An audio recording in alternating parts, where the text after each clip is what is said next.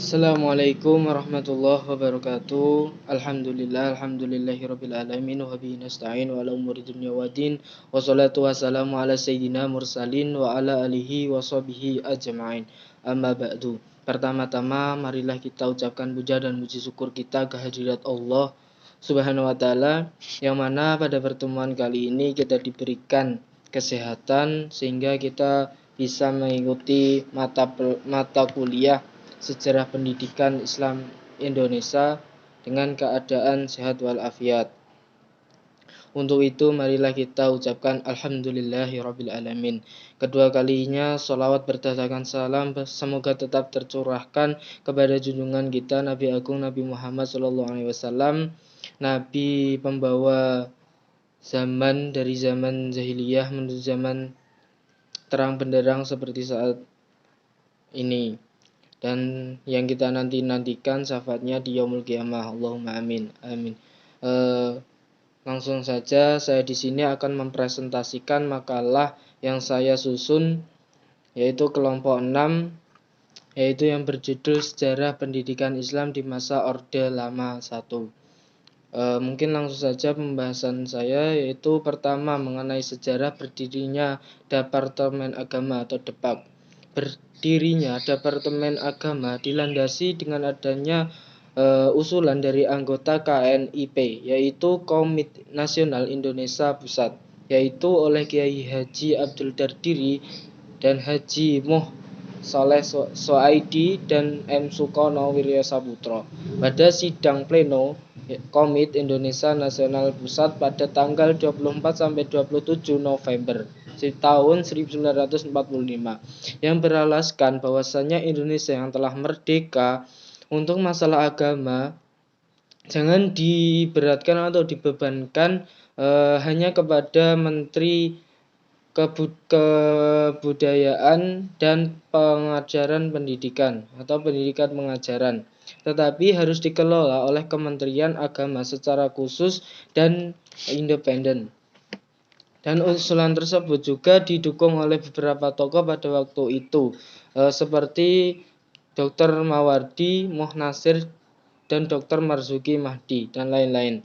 Sehingga pendapat itu menjadi perhatian khusus oleh Presiden Soekarno dan Wakil Presidennya yaitu Mohatta, dan disepakati dan dirikannya Departemen Agama ini pada tanggal 3 Januari 1946.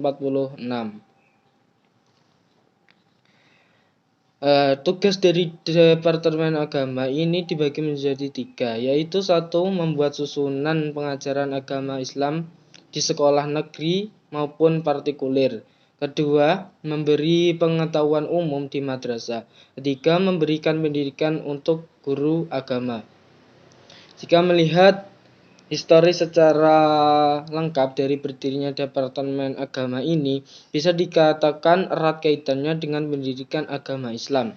Karena dalam tujuan didirikan Departemen Agama ini ialah untuk meningkatkan pendidikan agama Islam baik di madrasah maupun di perguruan tinggi secara kuantitasnya maupun kualitasnya.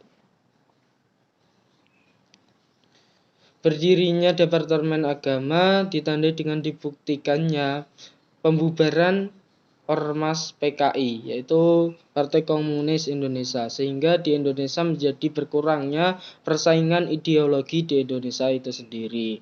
Dan juga disusul adanya TAP MPRS ke 27 yang mewajibkan adanya pendidikan agama di semua tingkat pendidikan.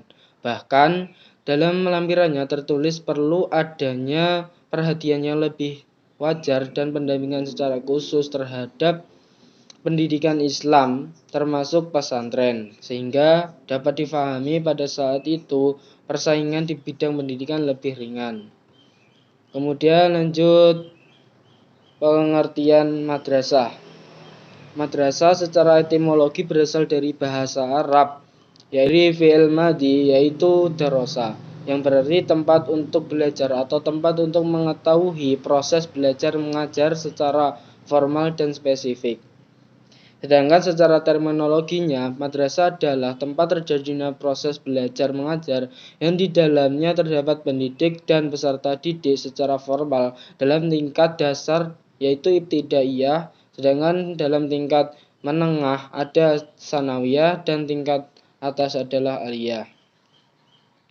Pengertian dan istilah madrasah tersebut pada hakikatnya adalah sama, yaitu seperti yang tertulis dalam peraturan pemerintah dan keputusan Menteri Agama, serta Menteri Dalam Negeri yang mengatur tentang madrasah yang merupakan lembaga pendidikan agama Islam. Kemudian sejarah dan perkembangan madrasah. Sejarah madrasah di Indonesia. Pertumbuhan madrasah dimulai sejak abad ke-20 dan merupakan suatu yang sangat berkaitan dengan gerakan pembaharuan Islam di Indonesia dan pendidikan Islam dalam kebijakan pemerintah Hindia Belanda. Pemerintah Belanda sebenarnya sangat menekan terhadap perkembangan pendidikan Islam yang mana dikhawatirkan menimbulkan sumber daya manusia yang mempunyai militansi dan rasa nasionalisme terhadap Indonesia itu sangat kuat, sehingga pemerintah Hindia Belanda mengkhawatirkan terjadinya penyerangan atau penggusuran oleh sumber daya manusia di Indonesia itu sendiri. Lahirnya madrasah di Indonesia dilatar belakangi oleh dua faktor penting, yaitu pertama, pendidikan tradisional yang ditetapkan kurang sistematis dan kurang pragmatis. Kedua, perkembangannya pendidikan yang dibawa oleh Belanda yang meluas di kalangan masyarakat, lebih tertata dan lebih meluas terhadap ilmu pengetahuannya. Sesudah Indonesia merdeka, lembaga dan sistem pendidikan mempunyai suatu momen untuk lebih berkembang, lebih maju dan demokratis. Namun berbeda dengan pesantren yang diharapkan tumbuh dengan pesat, justru mengalami kemunduran eksistensi dan mengalami ketertinggalan karena banyak dari pelajar memilih pendidikan di madrasah. Dikarenakan pendidikan di madrasah itu sendiri sudah mengalami peningkatan di sektor wawasan yang lebih modern dan tertata secara sistematis. Kemudian perkembangan madrasah di masa Orde Lama. Telah kita ketahui bahwasannya perkembangan madrasah tak lepas dari peran Departemen Agama yang secara politis memperhatikan secara instan dari kalangan pemerintah dan tak lepas dari tokoh seperti Kyai Haji Ahmad Dahlan, Kyai Haji Hasyim Asy'ari, dan Mahmud Yunus. Nah, secara formal madrasah diakui oleh negara pada tahun 1950. Madrasah pada waktu itu mempunyai beberapa syarat dalam jenjangnya, yaitu dibagi menjadi 3. Madrasah Bidayah dengan lama pendidikan selama 6 tahun, kemudian madrasah sanawiyah selama 4 tahun, sanawiyah pertama, kemudian sanawiyah atas dengan lama pendidikan selama 4 tahun juga. Kemudian perkembangan madrasah yang paling spektakuler atau paling penting yang kita pelajari pada perkembangan di Orde Lama, madrasah pada masa Orde Lama ini, yaitu didirikannya PGA atau Pendidikan Guru Agama dan Pendidikan Hakim Islam Negeri yang disingkat PHIN. Dianggap spektakuler karena didirikannya kedua lembaga Islam ini, pendidikan Islam ini sebagai momen penting dalam perkembangan madrasah. Sejarah PGA dan PHIN bermula dari program Departemen Agama yang secara teknis ditangani oleh bagian penting pada tahun 1950. Bagian pendidikan tersebut dibagi menjadi 2, lembaga pendidikan dan madrasah profesional. Sekolah Guru Agama Islam SGAI atau SGAI ini terdiri dari 2 jenjang, yaitu jenjang jangka panjang dan jenjang jangka pendek.